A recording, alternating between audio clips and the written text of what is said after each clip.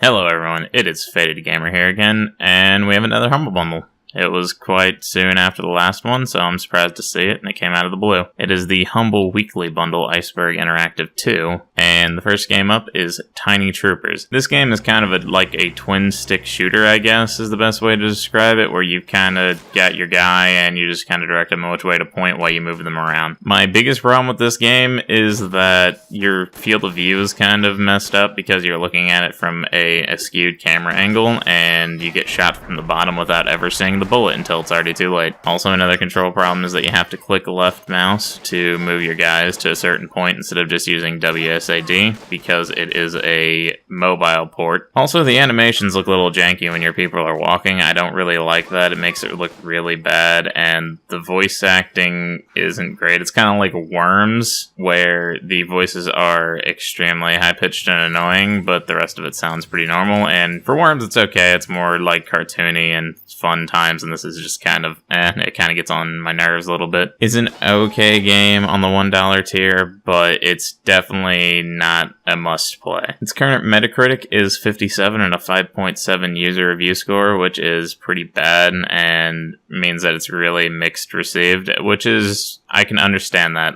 There's a lot of problems with the game. It could have been really good if they would have put more work into it other than just porting it, but this is what we got, and as it is, it's just kind of subpar and can be easily overlooked. Next up, we have a horror game, Darkness Within 1 in Pursuit of Louth Nulder, I guess is how you pronounce that. I don't know how good this game is. I didn't really look at it. It just said it was a point-and-click adventure horror game, and I clearly don't like horror, and I don't like point-and-click either, so it's double whammy. In the Metacritic area, though, it's a 52 Metacritic score with a 7.0 user review, which means, again, it was very mixed received and not probably all that good. I can't speak for that personally, but from the reviews and how mixed they are and how many negative there are, this game probably is not all that worth your time. Next up, we have Armada 2526 Gold Edition. It is a kind of tactical RTS with some turn-based stuff, and the combat is the RTS part. It feels a lot like Star Wars Empires at War,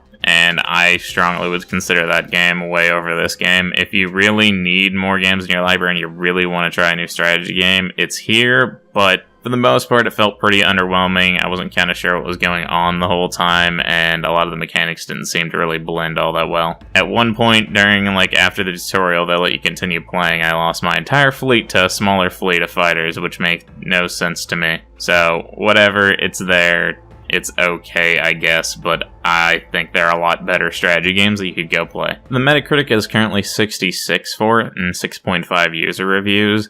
I can see how it's kind of mixed because if this game is older, some people may have liked it more, but as it currently stands against our current lineup of games and stuff, it's just not that great of a game, and its strategy elements are severely lacking in my opinion. Next up, we have Gas Guzzlers Extreme, and along with it is in the pay more than the average tier is the DLC. So just the base game I was enjoying, as far as I could tell it was the base game because I just started the campaign. It's pretty enjoyable, the physics are alright. You do have to use the handbrake pretty heavily though. Unlike a lot of races where you can just kind of brake and then take the turn, you really got to use the handbrake in this one to avoid crashing. It's kind of like Twisted Metal and other games like that, where it's a lot of action-y gunfight, and you kind of have the Mario Kart thing where you pick up items. Overall, from what I was experiencing, it felt like it had a pretty good depth to it, and the controls were very decent, but the shortcuts were kind of overpowered because they seem to be a lot better than most things.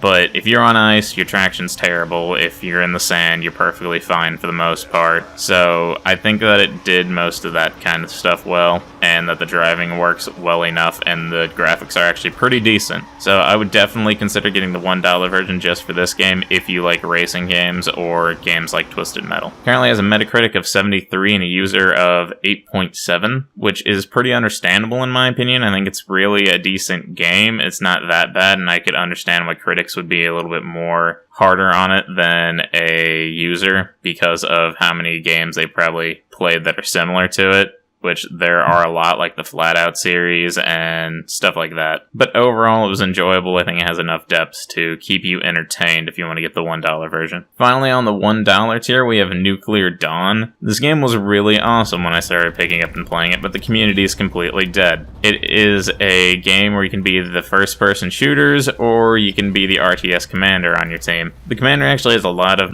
flexibility. They can sit there and build a lot of stuff, and you have to get their resource points for them basically, and they have to balance with energy, with defense, with offense, and they really matter to your team. They're not just kind of there as they were in Battlefield 4. They can set up spawn teleporters, they can upgrade you, they can give you new classes that are better at taking down buildings so you can push in the game. There are also a lot of classes in the game, but the tutorial is severely lacking because some people are experiencing the same problem I did during it, where it would not change you to a different setup so you could attack the stuff that it was telling you to do. Overall though, if the community was there, I think this game would be awesome because it's extremely well balanced, I feel, and it is really enjoyable. The shooting mechanics work, the animations are good, the sound design's good, and overall it's just an enjoyable game, just the community is non-existent, which is the worst part about it. It currently has a 71 on Metacritic and a 7.6 user review score, which I would have thought had been slightly higher on Metacritic scores because it is more unique than just another shooter. It actually has some decent RTS parts. It's no StarCraft 2, but it's good. I would have liked to have seen it at least been over an 80, but we can't all have what we want, and some people aren't gonna agree with our opinions. Next up, we have the above the average tier, which is going to start off with Inside My Radio. This game is a musical platformer where you have to do things to the beat, or else the game just will make you fail in whatever you're doing. Add some interesting mechanics with that, and each level feels like it gets progressively more mechanical and interesting as you go on, and it keeps adding more and more instead of just being the same flat out, hey, just do this in a different layout. I very much approve of this game. I might end up playing all the way through it, even though I don't really like platformers, because the music is really good in the game. I like the style, the design is pretty cool. I feel like the story itself seems pretty kind of whatever. It's not even really important. But for the most part, I'd say you probably should look at it. Right now, it's currently sitting at a 68 on Metacritic and a 7.2 user review, which I can understand. We have a lot of artsy platformers recently, so it's become a lot more common of a thing. But I do suggest you take a look at this game if you're willing to pay the above the average price. Next up is Darkness Within 2, The Dark Lineage. Again, it's a horror game. It's the sequel to the one in the $1 version. Again, I don't really care about it. And again, the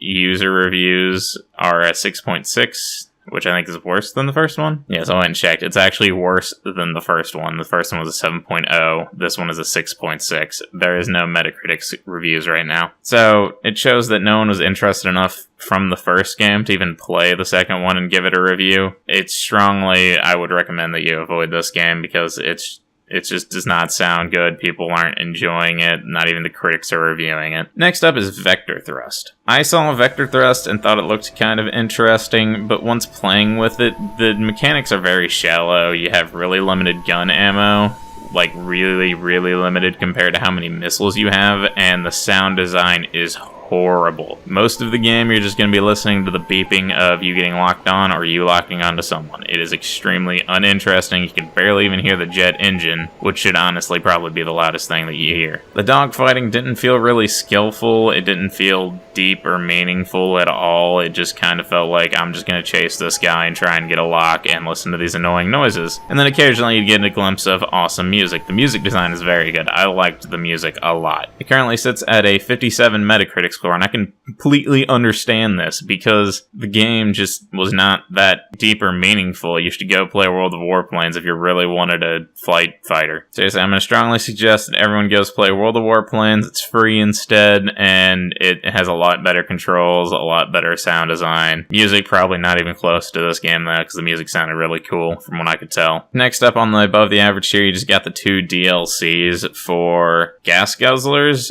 and I didn't really play the DLC at all, but one of them's a zombie DLC, thus I don't really even begin to care because I think zombies are completely overused to begin with, but whatever. If you like this kind of thing, if you liked Gas Guzzlers, you might as well pay like an extra $3 to get the expansions and have a good time with that. Last up in the higher price tier at $9 is Starport Gemini 2. I've not played the first Starport Gemini. I haven't installed. I want to play it. I keep going, I'll play it later, and then I never do it. So the second one for $9 is a pretty good deal because normally on Steam without any sales it's like $35. So for $9 it is a very good priced game, and if you're really interested in this kind of stuff, you might want to pick it up because it is pretty cool. It is an RPG kind of in space. The controls seem like they work pretty well. The controls weren't amazing, but they were okay. They were serviceable for what the game was. I did not touch the story, so I can't really explain on that part. I just kind of played the free play mode, which kind of just is like, here you go, you're in space, go do whatever you want. And naturally I started attacking other ships, and surprisingly I could beat them with like the standard ship and stuff. The combat feels like it could be pretty meaningful. You got some skill actives and stuff on 1 through 4, and then it looks like you had some defensive abilities, but I wasn't really like trying that hard to look into that stuff. The controls were a little confusing, but I think campaign will probably have a tutorial to go over that, hopefully. If not, that's serious points off. So if you like Starpoint Gemini 1, then you'll probably like Starpoint Gemini 2. I'm gonna assume that they're probably equally the same, but I cannot vouch for that myself, but I do know it's a very good deal when it's normally $35 and it's only $9 here. The current Metacritic is 70 and user reviews are 8.3, so I'm gonna assume that yes, it is a decent game, and a lot of people that like the first one probably like the second one. So that's it for this bundle. Honestly, I think this bundle is pretty terrible. I think a lot of the sound design in most of the games is not that great. I feel like even what I didn't talk about before, which was a mistake, is gas guzzlers is extreme, is that the sound design in that game is really bad. The tires squeak really loud, and if you're turning on dirt or something, it gets very annoying very quickly. So for the most part, if you already own a whole bunch of games, I suggest just getting the $1 version just because Nuclear Dawn is interesting and you might like Gas Guzzlers Extreme, and Tiny Troopers might be interesting to you. But overall, I don't think this Humble Bundle is very good unless you want Starport Gemini 2. If you want Starport Gemini 2, definitely pay the $9 because that is a very good discount. But the rest of this bundle is not worth your money for the most part. It is not very good unless you do not have the mini games, and if you don't have the mini games, then here's your chance to get some mediocre games that have mediocre reviews for a reason. If you guys would like a more kind of unopinionated review by someone who's going to give a more objective opinion, I've been talking to the person Do It Live. I will link his YouTube channel down below. I think you should probably check him out if you want a less opinionated review than I do, and he generally gives you all the prices on things, but I personally don't because I think it's a little bit better to hear about it through an opinion, because even if the game's worth the money, it doesn't mean that you're going to play it. So I'll see you guys later. Hopefully we don't have another surprise Humble Bundle in like the next 2 days. That would make it insane, but whatever, that just means more video, more content for you guys. I don't know. Tell me what you thought down below, and I'll see you guys next time.